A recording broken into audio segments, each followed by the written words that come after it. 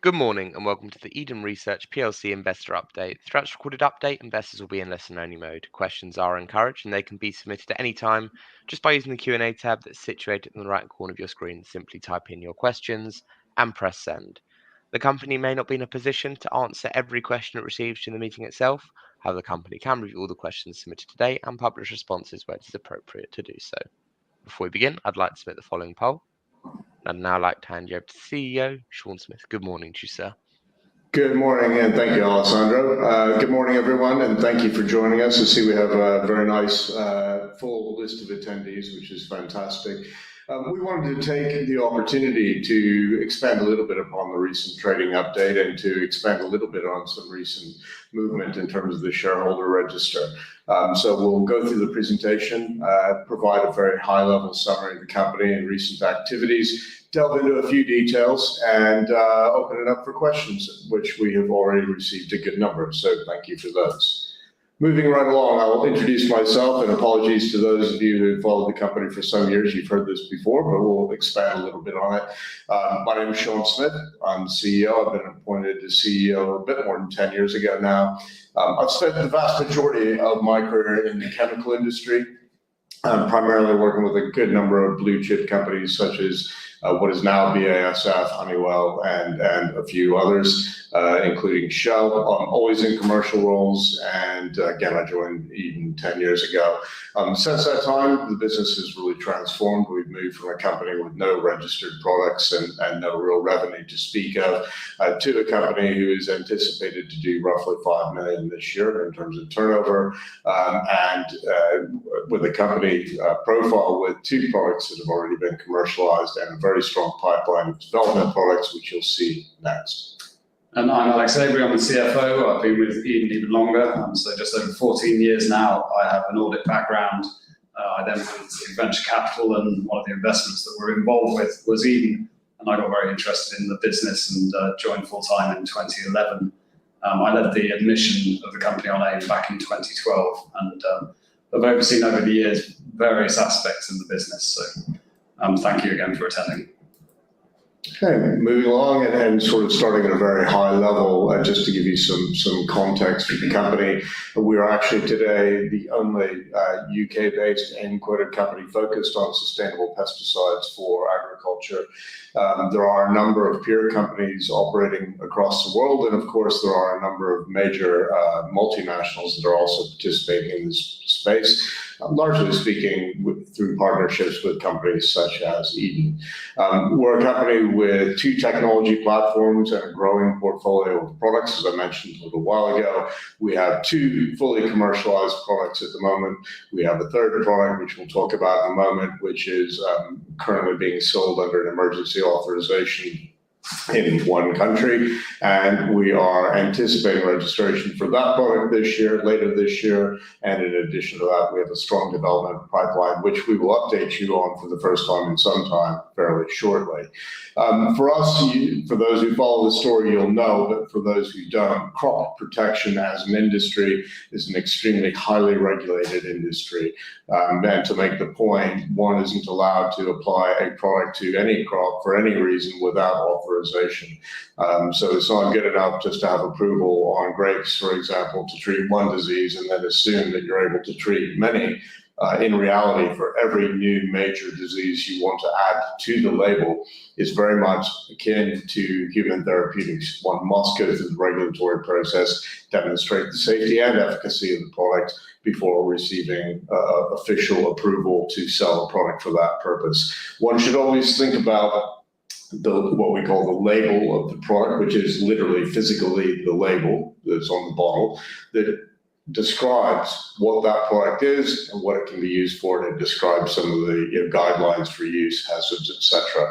That label effectively directly translates into what our addressable market is, and so that is really very important. When we first launched our very first product, Mevla, a number of years ago now, where you see this box that says crop uses, the number of crop uses was 1. It was botrytis, which is a fungal pathogen that affects grapes and many other crops, and the target crop was grapes. So that number was 1. Hopefully you'll see that we've been working very, very hard to expand the number of crop uses to today. That number exceeds 100, and that number is growing all the time. We're a company that's backed by a strong IP portfolio, which includes more than 130 granted and/or pending patents. But in addition to that, we have a number of supplementary protection certificates across Europe and in other territories. And in addition to that, we've got a very strong portfolio of data and registrations that support the use of our products. And I would say it's not an exaggeration to say that the regulatory submissions and authorizations that we have are at least, if not more, important than the patents that we hold. For us, again, as I mentioned a moment ago, regulatory clearance is the enabler for us, and it defines the pace with which we move and the size of the markets that we can address. Our core business is based around 2 platform technologies, as I just mentioned a moment ago. First is a suite of 3 plant-derived active ingredients that are referred to as terpenes, which is the general class of chemistry that they are. These are plant-derived. They originate from plants as a part of their own immune system. And we take those 3 registered active ingredients and we formulate them in ways in which we're able to target very specific diseases and or pests in the products that we formulate. Today, we are very much focused on fully leveraging those 2 platform technologies and the products that we have to grow our market share and to grow revenue. What is it that's driving our business growth? Well, ultimately, it's consumer concerns over pesticides. As you'll fully appreciate, I'm sure, pesticides are in the news far too often, and it's normally not for good reasons, or for positive reasons anyway. And yet, pesticides are an absolutely essential tool for farmers to be able to produce the foods that we rely on globally. Removing pesticides from the market means that we all ought to get used to having far fewer varieties of crops available to us, and for the cost of food to increase dramatically as land use needs to be dedicated more fully to agriculture. Ultimately, governments around the world, politicians and policymakers are very concerned about consumer concerns over pesticide residues, and as a consequence, there's been an unprecedented level of regulation in our industry, not just in Europe, but around the world, which is driving regulatory. So as you've heard me say before, if you follow the story, regulatory is a double-edged sword for us. While it restricts the time or it extends the time with which it takes us to get new products into market and to expand the markets in which we're operating, it also creates some very significant opportunities for us. And it's correct to say that most of the commercial opportunities that we're pursuing today were created because of the removal of a conventional pesticide from the market. And that trend continues, and in fact, I'd say to you, it's actually accelerating. So moving along and giving a little bit of additional detail on our product pipeline, which we're asked about quite often, and we quite often don't give a lot of detail around it. I'll give you an overview of where we stand, both from a product perspective, what that product is intended to do, give you a bit of an illustration of the market, and then to update you on where we stand. I think this slide is fairly self-explanatory, but Mevalone, just for consistency's sake, is a fungicide that was originally developed, again, for one disease on one crop. And today, we have expanded its use to include a very long list of new diseases and new crops, which means ultimately that our addressable market has grown. Here you see that we're in what we call the late development stage. And the late development stage simply means that our focus is on taking that product and expanding its use and managing its growth over time into new territories, new uses, etc., and by the way, through new partnerships. Here you see an example of just a few of our key partners. So Sipcam Oxen, who also happens to be a strategic investor, is today still our largest commercial product for Mevalone. They are a key partner for us, and we work with them collaboratively on new developments, and we always consider partnership with them in an expanded list of territories. Corteva is the world's largest agri-science pure play. We'll give you a bit of detail about each of these partners a bit later. And K&E might be a name that you don't recognize, but they are the industry leader in Greece and a number of the Balkan states for the distribution of professional plant protection products. They are an outstanding partner, and they are very, very strong regionally. The next product is Cedros. This is a product that targets nematodes, which are microscopic parasites that affect a very wide range of crops, both high-value crops, fruits and vegetables, and even a number of broadacre crops. Here we have partnered almost exclusively with Eastman Chemical to bring that product to market, and we are continuing to collaborate with them very actively to expand the uses and the territories in which that product is being sold today. And I'm pleased to say that we're seeing a very nice return to growth for that product. Ecovelex is our third product, which currently is being sold under an emergency use authorization in one country, but we are anticipating authorization for that product across Europe later this year, all subject to the pace of regulatory process and to the vagaries that are included therein. Here we have developed this product exclusively with Corteva, where we are focused on repelling birds from maize seed. And you might remember scarecrows were developed for a reason, and this is effectively a biochemical scarecrow in effect. Ultimately, what we're trying to do is improve farmers' yields by reducing bird damage, and Ecovelex does an outstanding job of that. The next product in the portfolio, which is under negotiation at the moment with a range of potential commercial partners, is our fourth product in the portfolio. This is an insecticide based on the existing chemistry that we have. This insecticide targets a class of very important insect pests, which are called sucking pests. You can see a list of them here. Again, we're targeting a very broad range of fruits and vegetables. And again, we're in discussions with a good number of potential commercial partners to take that product and to advance it all the way through the regulatory process and into commercial launch in the not too terribly distant future.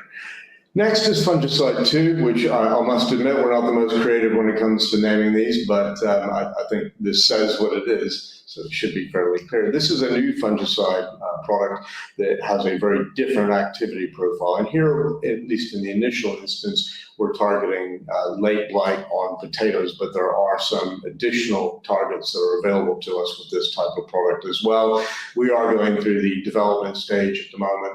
However, we are, as we often do, in fact, I would say as we always do, already engaging with potential industry partners with this product. This product is being screened by a number of potential partners. We're in the early stages of that process, and we hope to have more to say to that as soon as practicable.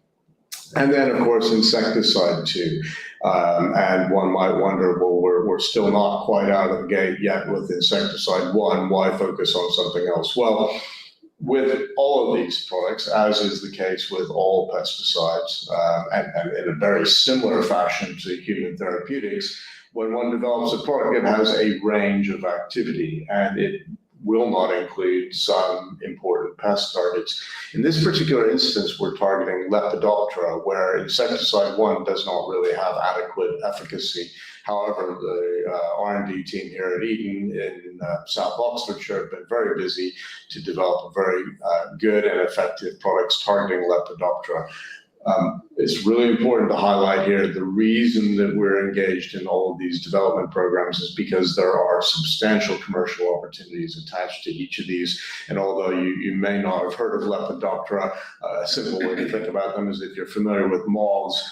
Moths are a major pest for growers, particularly on a good number of high-value fruits and vegetables. And at the moment, in very similar fashion to many of these other products, there are fewer and fewer good conventional chemistry alternatives to tackle that very important pest on high-value crops. So just to give a bit of financial context around the development roadmap, so we concentrate now on the first 4 of those products, Mevalone, Cedros, Ecovelex, and insecticide. What we're showing here is the potential revenue for each of those products. So we've initially concentrated on the EU and the US in particular, but obviously there are opportunities outside just those 2 geographical areas. But with Mevalone, for example, for its initial use over botrytis on a variety of different crops, we look at around 3 million euros peak sales in the EU and around the same in the US, so therefore 6 in total. But globally, it's around 15 million euro opportunity. With downy mildew, which is the label extension, which Sean has referred to earlier and which we've talked about previously, that in itself is around 8 million euros for the EU peak sales for us. And generally, peak sales occur around 3 years from launch of product. That can vary product by product and depending on market circumstances. So, for example, with Ecovelex, because of the market dynamics, because the incumbent product is looking to be banned throughout Europe and indeed has already been banned in Italy, hence we were able to secure emergency use authorization there over the past 2 years, then it means you can get to peak sales sooner. But overall, if we go down product by product, mevalone botrytis around 15, for downy mildew 38 globally. There is an opportunity in the US, but we haven't yet applied for that. Cedrose is similar to mevalone overall, around 15 million euros. Ecovelex, the seed treatment, so bird repellency globally is around 34 million. And the insecticide is a huge opportunity for us. This one is obviously further behind these other products, but it is a big opportunity in itself. So if you add up the EU, US, you get to around 39 million euros. So those are the ones that are sort of nearer term, but ultimately we would expect sales of around 135 million euros for these 4 products. So to talk a little bit about some of our key partners here, which we've already mentioned, and give you a sense of the profile. Just to remind you, Eden's approach to the market is through partnerships. We don't have boots on the ground in any country other than the UK at the moment, and there is no intention to do so. Selling crop protection products is a fairly heavy lifting effort. We need an army effectively of professional crop advisors, agronomists, salespeople, etc., to support the growth of these products. And so we've partnered with people that have exactly that. So in each of these instances, these companies that you see listed here, and a good number of others, by the way, are our eyes and ears and boots on the ground in each of the countries in which we're operating. So for example, with Corteva, who we've mentioned already, we actually have 2 partners, 2 products that are in partnership with them. One is a product called Aceva, which is a version of mevalone that's being sold in France, initially to treat botrytis, and as we've mentioned already, in the hopefully not too distant future to treat a broader range of disease targets as well. Corteva is there promoting the product, building demand, very much focused on the marketing story, the sales story, and ultimately education of the market to realize our opportunity. Working with Sipcamoxin, we've seen exactly the same thing. They are our eyes, our ears, our boots on the ground, and they've done an absolutely outstanding job of developing the business in Italy and an increasingly long list of countries across the world. And Eastman Chemical is our partner for Cedrose, which is the nematicide. They're a US-based multinational who has an emerging crop protection business, and ultimately they've got the bandwidth and the horsepower to register Cedrose in a very long list of countries and bring the product to market, as we have been doing with them for a number of years now.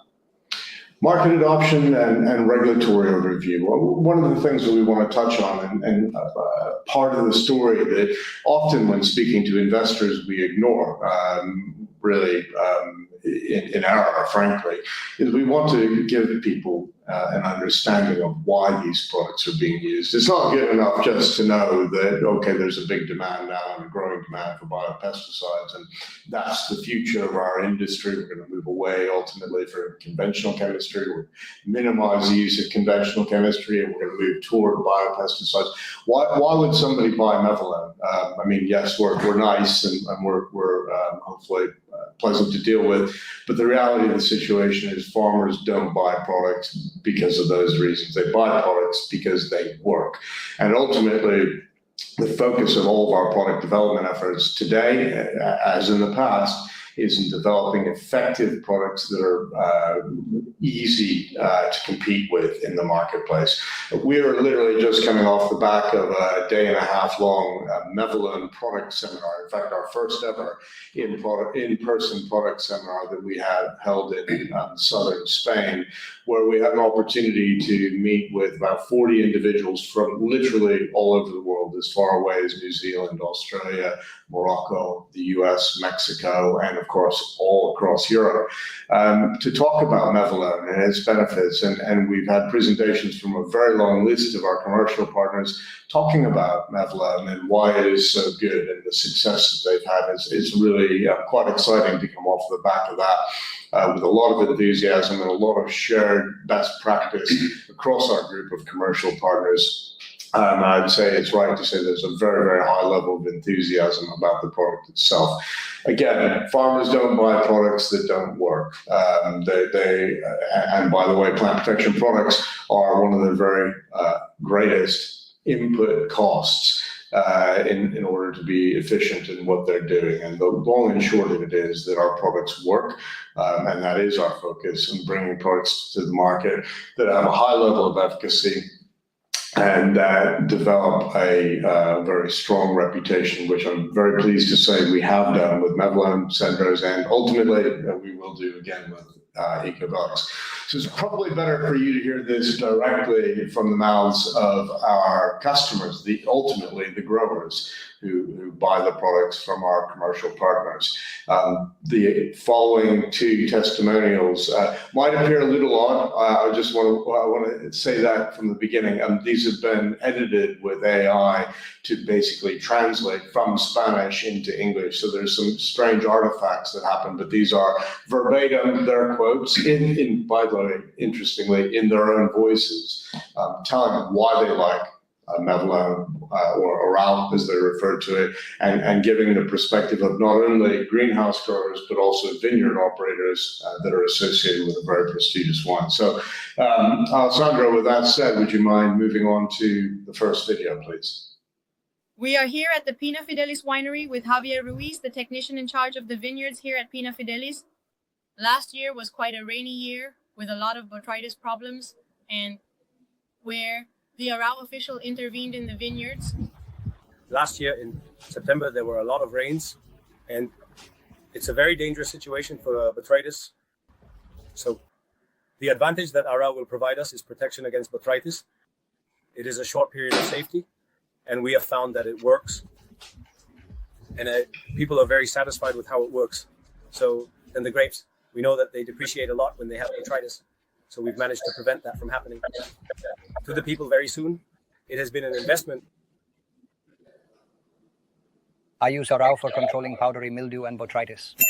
Arau gives me greater effectiveness compared to other products I've tried before. It works. I've tried other products, but they didn't work for me. Besides controlling the ash, I can prevent it from appearing on the plant. Symptom of rot. I had powdery mildew, and there was no way to control it until I started using it. With Arau and the first two applications, it was controlled 100%. In 2 to 3 days, I see the first results. And I notice it very quickly. The focus of powdery mildew is cut off radically. It can be used in ecology, in organic farming. Respect for beneficial insects. It doesn't harden the plant like other products I've used before. Botrytis, well, I haven't had any. One advantage is that if you're treating, you prevent botrytis and also ash. So you're killing two birds with one stone. And this year we'll continue with Arau for botrytis and ash. Great. Thanks, Alessandro. As I said, it's better to hear from the mouths of the folks that are actually using our products. And so hopefully that helps explain a little bit about the success and the growth and market share that we're seeing with Arau in Spain. So now just a bit on the financials. Sean mentioned about we put out a trading update at the beginning of the year, so this is just to reiterate some of those key points. So we saw a good increase in revenue compared to 2023, an increase of 34% overall, but importantly, product sales increased by 38% year on year, so we were pleased with that result. In terms of the forecast for 2025, we expect to see a further increase in revenue overall up to 5 million. And product sales increasing by another 1 million up to 4.6. There is a slight caveat to that in that there's potential other upside over and above the 5 million of revenue that we have forecast. For example, we have our insecticide product, which we've already mentioned. We're negotiating with various partners at the moment, so it's possible that we may see some upfront payments as part of that negotiation, and we shall know more in the not too distant future. Also, we are expecting approval for the label extension in downy mildew, and subject to regulatory timing, that could see us see additional sales this year. And then also, as we've already mentioned, with Ecovelex, we've got the full EU approval expected later this year. Again, depending very much on the timing of that, it's possible that we could see upside sales there as well. So we believe that there is good upside, but it is all subject to either negotiation and, or more importantly, regulatory approval. So remains to be seen. But in any event, even without that, we've got a good increase in product sales in particular compared to 2024. In terms of the cash, as we've said in the trading update, we don't currently expect to need to raise additional funds for existing working capital. And to be really clear, what we mean by that is we are executing the business plan that we put forward back in the middle of 2023 when we did our last fundraise.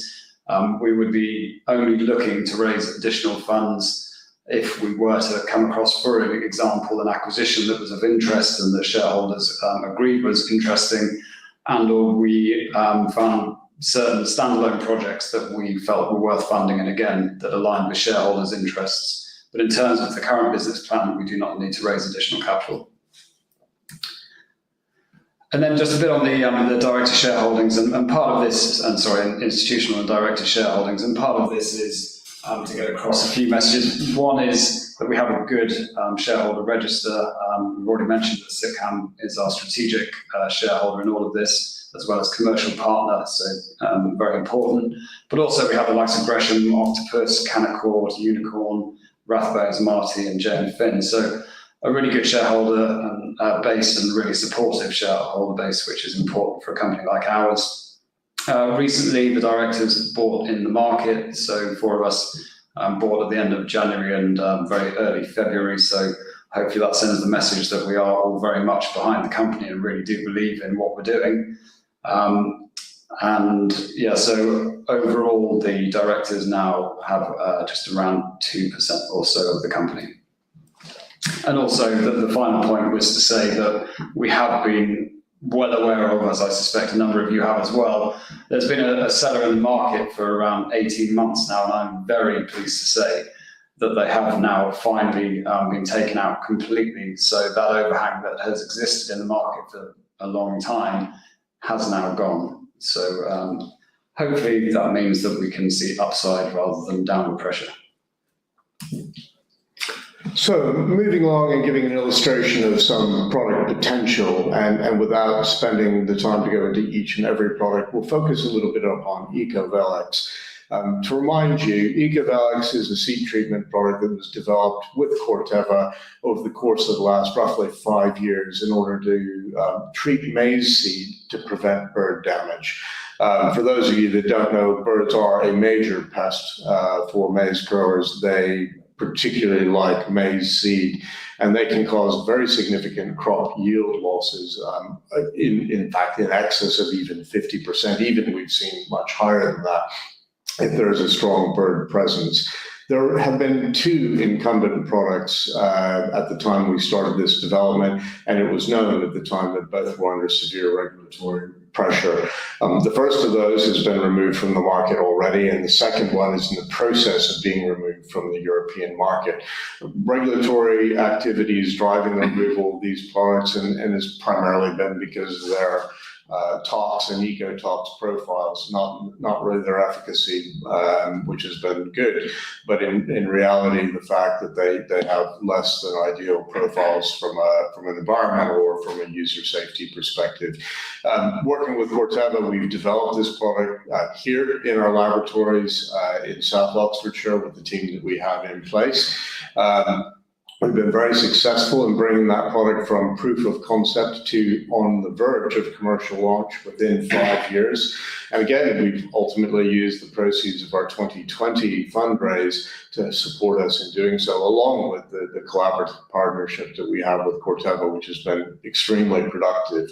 The long and short of it is that the opportunity here is, as you see described, we see the potential for the product ultimately to be, initially to be approximately 3.6 million euros, growing to ultimately, potentially, depending upon regulatory action, as much as about 34 million euros over time.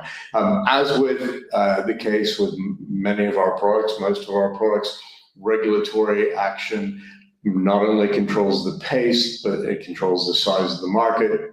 And ultimately, it controls the size of the global market.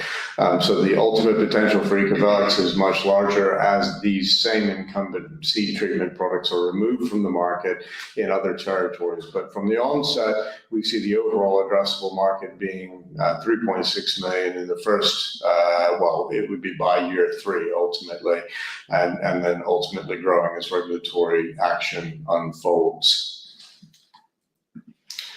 And so to wrap things up and to pull it all together for you, Eden is a company that is focused on sustainable chemistry for professional agriculture and horticultural uses.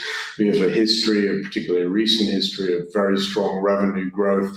We have been very focused on building our capabilities and our list of partnerships over the past years, and we're very pleased with the progress that we've made, but there is a lot more work to be done.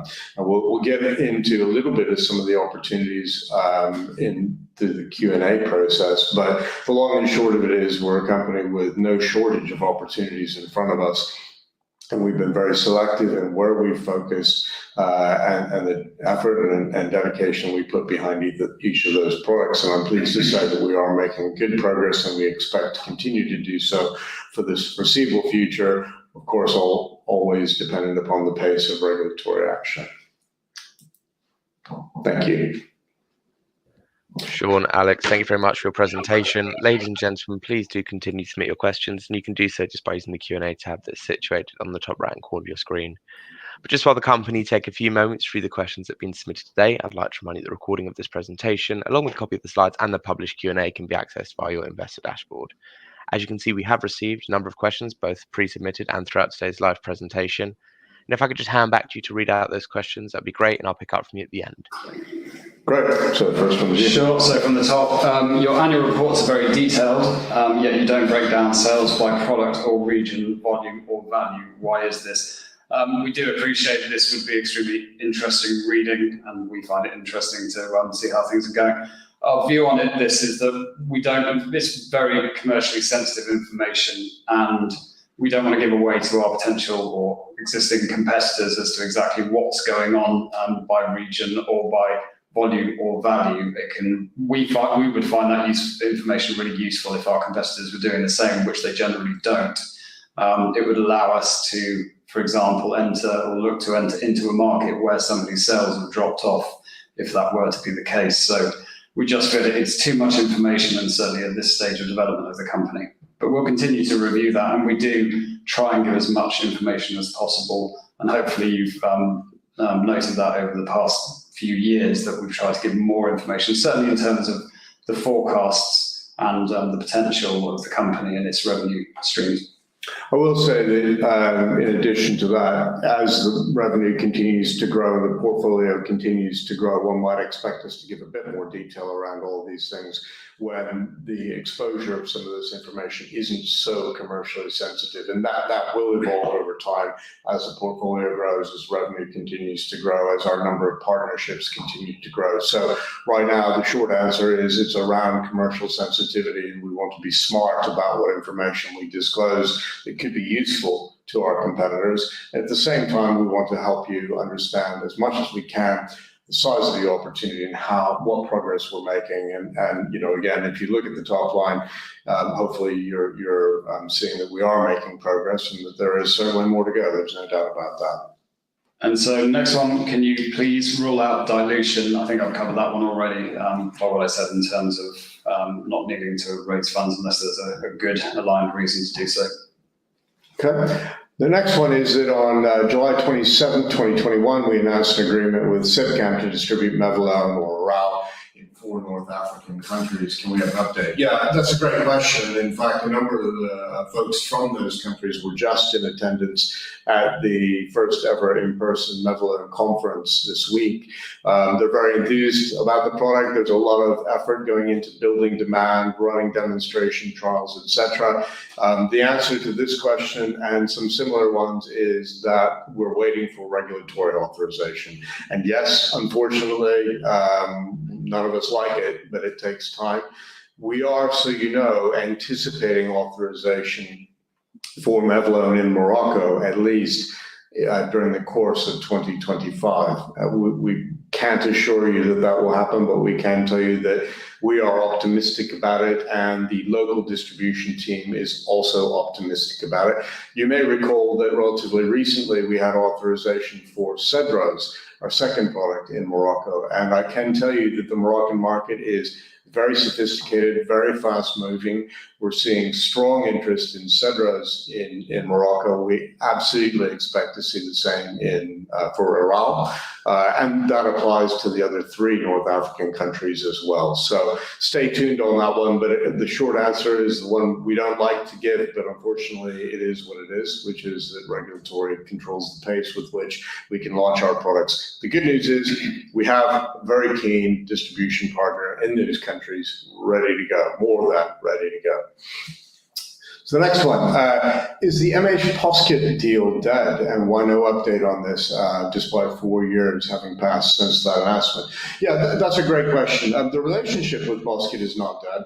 That's absolutely true. But what you may recall is that this arrangement that we had between us was related to the development of one of their discoveries, which was that a plant extract, a whole plant extract derived from basically a weed, had some impact on potato blight.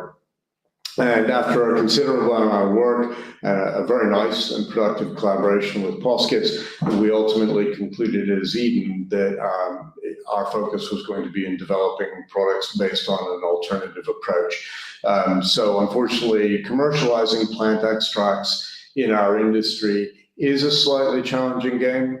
In some respects, it's a little easier if you market the product as a biostimulant. However, we don't see that as the kind of commercial opportunity that we want to focus on. So no doubt that the basis for that collaboration was and remains an interesting commercial prospect. And to remind you, that's the control of late blight. But ultimately, working with plant extracts was not something that Eden, as Eden, wanted to focus upon. So hopefully that is understandable. And again, we very much enjoyed that collaboration with Posket. It's always excellent to work with growers directly. It gives us a very good perspective on their interests. And indeed, Posket is an extremely innovative company doing really interesting stuff. And just from a relationship perspective, we're quite positive about that experience. Next question is, please can we have a progress update on banana and cannabis products? Yeah, that's a good one. We have no shortage of opportunities in front of us, and banana and cannabis and cocoa and canola or rape are all massive opportunities sitting in front of us. Unfortunately, although we have grown the team somewhat, we still don't have the resource available to us to pursue all of these high value, high potential opportunities in parallel. So unfortunately, we're in a situation where we focus on these in sequence. Rest assured, those remain interesting opportunities, and indeed, there is still work ongoing in both of those areas, particularly banana. But they're not working at the same pace that we've been working, for example, with EcoVelex and Insecticide 1 and Fungicide 2. Those have been prioritized above these other opportunities while we gain more, let's say, proof of concept data around both of those in particular. And again, there's a very long list of other opportunities. In fact, I can't communicate clearly enough. how during the course of the last day and a half, how many times I was asked by one of our distribution partners, have you tried, Mevlone, for example, on cocoa or on, you name the crop. And all of them had stories about huge opportunities that were emerging due to regulatory pressure. So stay tuned on that one. The more resource we build, the more progress we make, the more we will continue to develop new opportunities to keep that pipeline full. And again, there's no shortage of opportunities in front of us.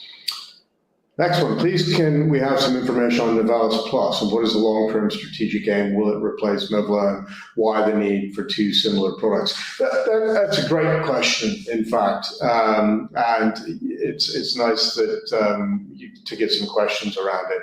Novelis Plus was developed with SIPCAM as an evolution of Mevlone, and the long and short of it is that the list of crops, the efficacy, the product claims, et cetera, between Novelis Plus and Mevlone are absolutely identical. And what it ultimately comes down to, largely speaking, is product positioning and also growing practice in a local country. So for Mexico, for example, and a few other Latin American countries, Novelis Plus will be the product that we lead with. Whereas in other territories, for example, North Africa, all of Europe, Australia, New Zealand, we've been focused primarily on Mevlone as the lead product.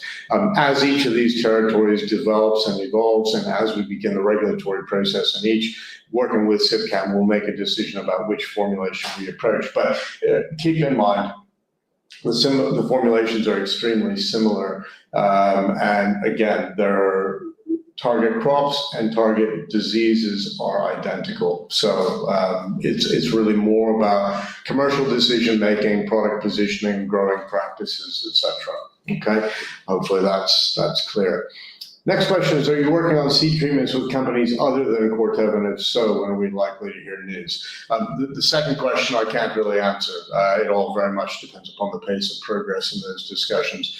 The answer to the first question is yes, we are working with other folks on seed treatments. There are, like with the foliar products, like with the soil applied products, in the seed products category, seed treatment products category, there is an almost endless aim or list of potential targets, and we are talking with folks other than Corteva. But to remind you, Corteva has been an outstanding partner in this area, and we will continue to look at new opportunities with them as well. Next. The company had advised not too long ago that 2025 regulatory costs will be lower than that of 2024. Will the company therefore please confirm whether 2024 costs included regulatory costs for insecticide registrations in Europe and America? So yes, we have been spending some of our regulatory budget on the insecticide product and project to move that forward. So yes is the short answer. So the next one is a very good question about what's going on in France with the label extensions for Mevlone, where we intend to grow the addressable market quite substantially. First of all, I think the question is really directed at when is it going to be that you get authorization? And as some of you who followed the story for a while will know, it is an absolute fool's errand to guess the pace of regulatory action and to give very definitive timelines over when the regulator is going to decide to approve a product or otherwise. The long and short of it is we are still anticipating that authorization imminently, but we can't give you a good idea as to when exactly it is that that's going to happen. Just to make one point, the regulatory process in the EU and the US and really everywhere is not getting easier. It is not getting faster. It is not getting cheaper. In fact, in all of those respects, it's going the other way. The hurdles are getting raised higher and higher all the time. The pace is slower and slower, and the costs are greater and greater.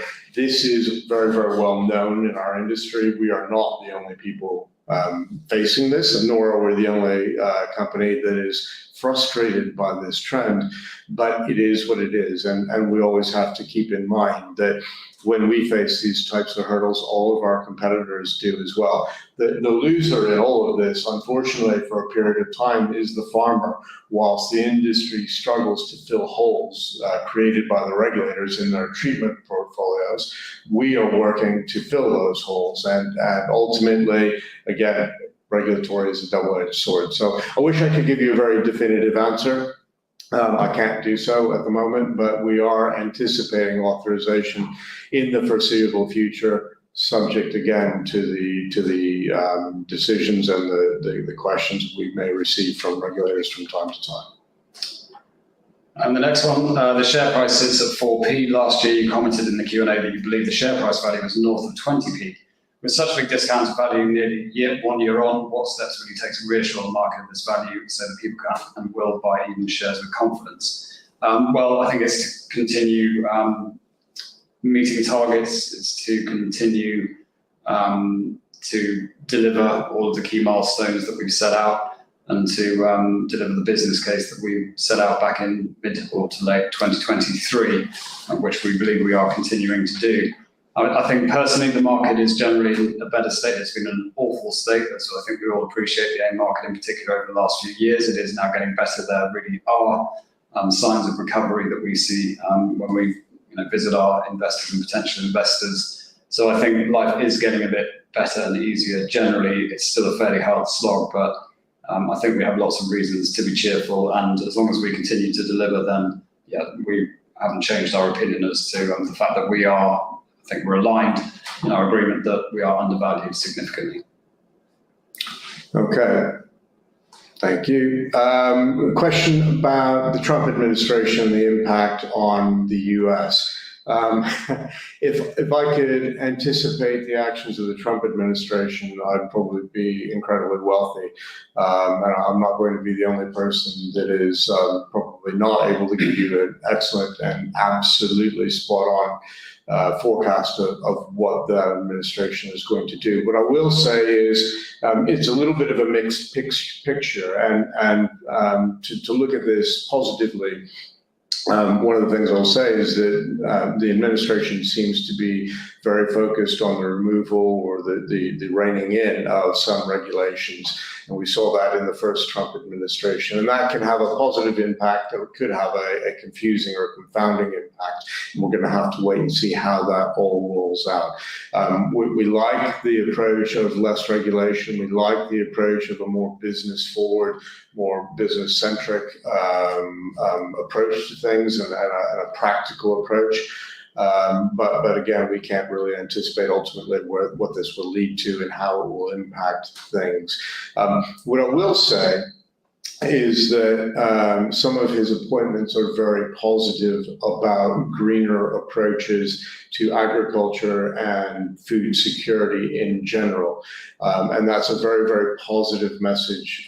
How those administration members and their interests translate into policymaking is difficult to anticipate, but there are certainly some very positive tones coming out in terms of food safety, food security, and potential risks associated with conventional pesticides. Okay. The next one is, have you made any progress since the last one on sugar beet pesticide development, please? Nothing specific to say about that at this particular point. What we do know is that our developmental insecticide has good activity against aphids as a whole. Getting down into field-based studies quite yet on sugar beet, we have not yet crossed that one off the list, but it remains an opportunity. It remains on that very long list of opportunities that we have. Okay. There's a question here. Let's see. Is the growing organic market of any concern in the shrinking market for pesticides? And can you claim superiority similar to that of organic compared to conventional pesticides?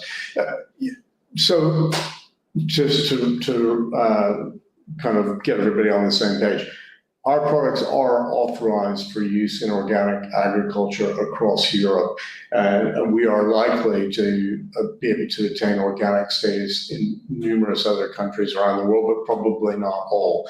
Organic status is not one defined thing. It seems that every organic certifying body across Europe, North America, Central America, South America, Asia, They all have different approaches to defining what organic means. They all take very different views on certain things.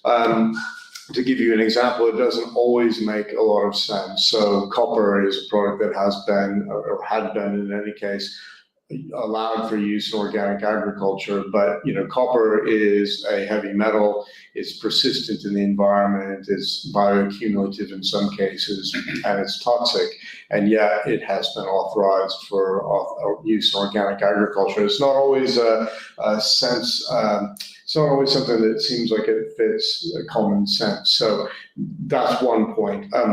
Where we are authorized for use in organic agriculture, I would say that we are one of the strongest products available to growers who are growing organically.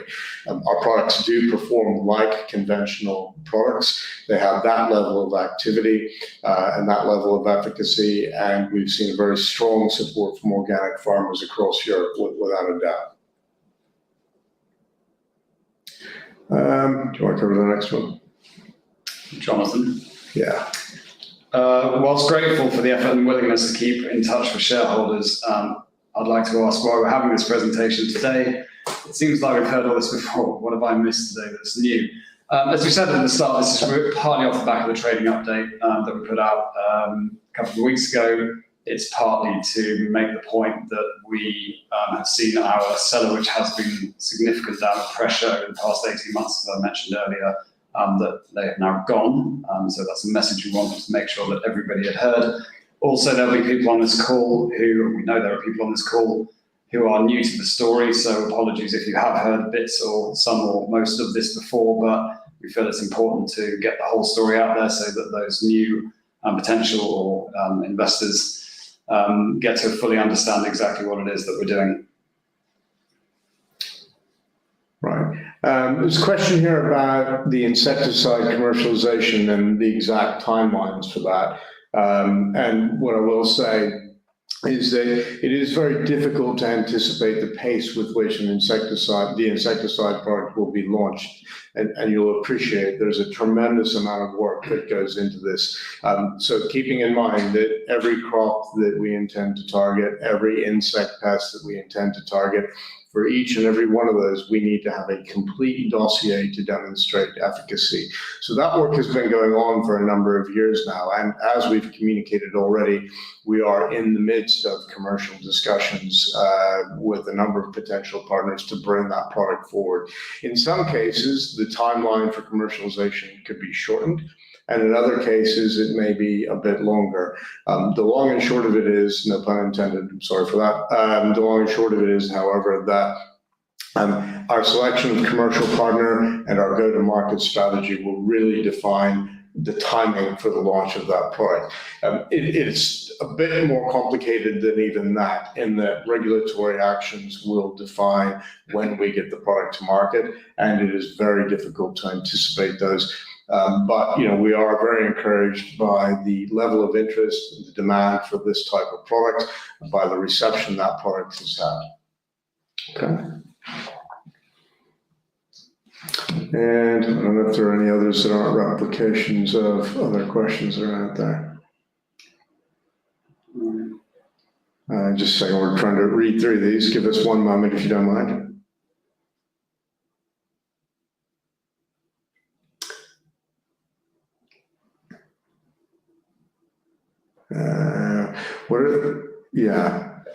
What are the technical differences between different products based on the same chemistries and formulation technologies? The answer to that question will probably take me quite some time, but the reason that we have registered each of the active ingredients that we have is that each of them has a different activity profile.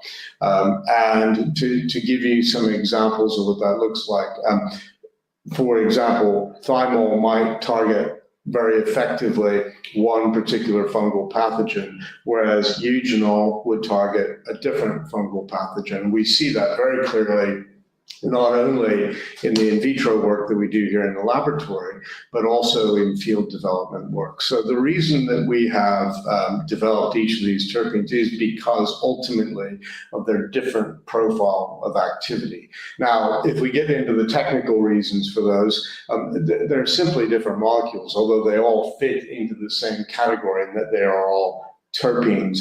What I would tell you is, ethanol is a very different product than isopropanol. One of those you're very okay to drink, it can be very enjoyable. The other one is absolute poison. So just because geraniol, eugenol, and thymol are all technically classified as terpenes or terpene alcohols, they have very different profiles of activity. And so to bring this all together, by registering 3 different molecules, we are able to target a very broad range of different pests. And I think that wraps it up. Perfect. Sean, Alex, thank you very much for answering those questions from investors. And of course, the company can review all the questions submitted today, and we will publish those responses out on the Investor Meet Company platform. Just before redirecting investors to provide you with their feedback, which I know is particularly important to you both, Sean, could I just ask you for a few closing comments? Great. Yeah, thank you very much. Well, first of all, thank you to everybody for attending today. And what we were really interested in doing is continuing our engagement with shareholders, providing as regular of updates as we possibly can, and giving some insight into the development portfolio that we have. Key for us is that we continue to grow, that revenue continues to grow, that we, where we can, accelerate the pace of that growth as much as possible. What you hopefully will recognize is that we are still not a company with an infinite list of resource or cash available to us. So we're trying to be very selective and very efficient about bringing new products, new technologies, and expanded uses of existing products to the market. We have an incredibly good network of commercial partners, and we are continuing to make the most of that to the greatest extent possible. The one thing I wish I could share with you, because it's hard to capture a bit, is the sentiment, the positivity coming out of the day-and-a-half-long Mevalon conference from about 40 different individuals from all over the world who share a real enthusiasm for the product. And I think over the coming weeks or so, we will be looking to package some of those sentiments up, some of the shared experiences, and sharing those with our investors. Because if you're able to see it from their perspective, you'll very clearly understand the potential for these products. In the territories in which we have authorizations, where we have allowed uses, if one goes and visits a grower of one of the relevant crops, you will find a very strong level of support for the products and a really strong enthusiasm. And we expect that to continue as we make commercial progress globally. Sean, Alex, thank you once again for updating investors today. Could I please ask investors not to close the session, as you'll now be automatically redirected to provide your feedback in order that the management team can better understand your views and expectations. This will only take a few moments to complete, but I'm sure will be greatly valued by the company. On behalf of the management team of Eden Research PLC, we'd like to thank you for attending today's presentation, and good afternoon to you all. Thank you.